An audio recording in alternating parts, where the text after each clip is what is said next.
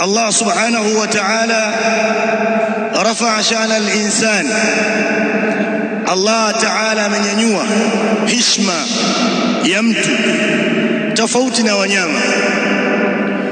Ndio maana utaona ndani ya Qur'an Allah anawafananisha si mara moja makafiri, anawafananisha na wanyama kwa sababu ya kukadhibisha maandiko ya haki ya Allah subhanahu wa ta'ala, jambo ambalo hanalo muislamu jambo hilo.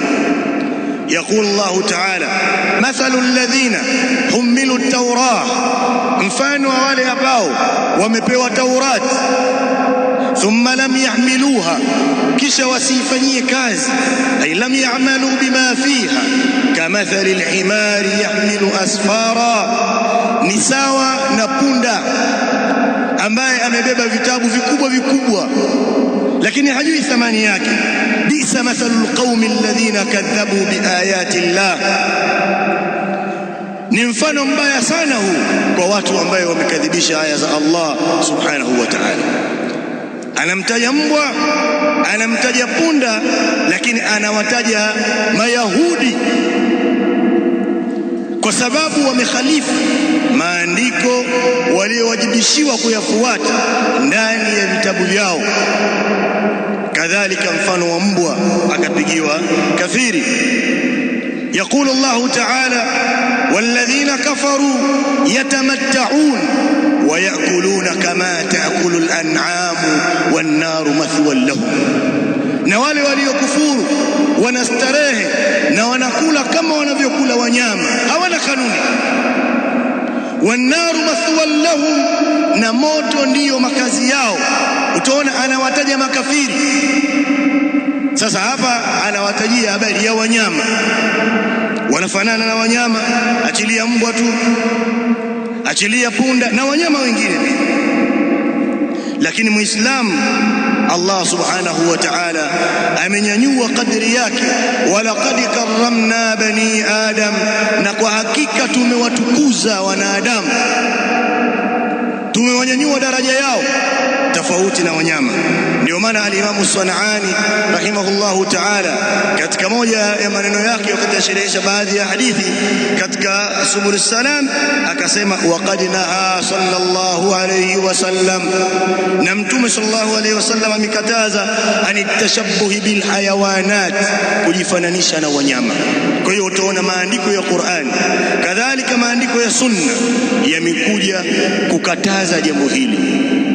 Na atashabbuh ni takallufu al-insan, ni mtu kujikalifisha mushabahata ghairi, kujifananisha na mwingine, fi kulli ma yattasifu bihi ghayruhu, katika sifa zote ambazo anasifikana huyo mwingine au baadhi ya sifa zake, ukajilazimisha kujifananisha na mwingine kwa sifa zote alizonazo au baadhi yake.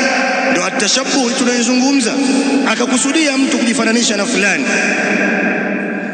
Kadhalika anatajwa ni mambo ya nje, si mambo ya ndani, kama vile mtu kuzungumza, kama vile mtu kutembea, mfano wa vitu kama hivyo ndio ambavyo tunavyokusudia.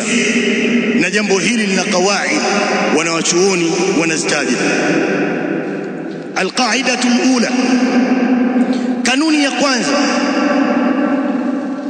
ni kullu mushabahatin lilhayawan fi khasa'isi wa sifati makruhatun ala al-umum.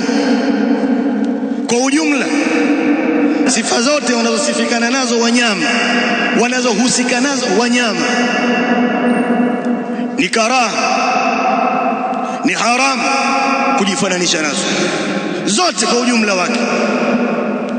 Jambo lolote lile ambalo anasifika nalo mnyama miongoni mwa wanyama ni haramu mtu kujifananisha nalo jambo hilo.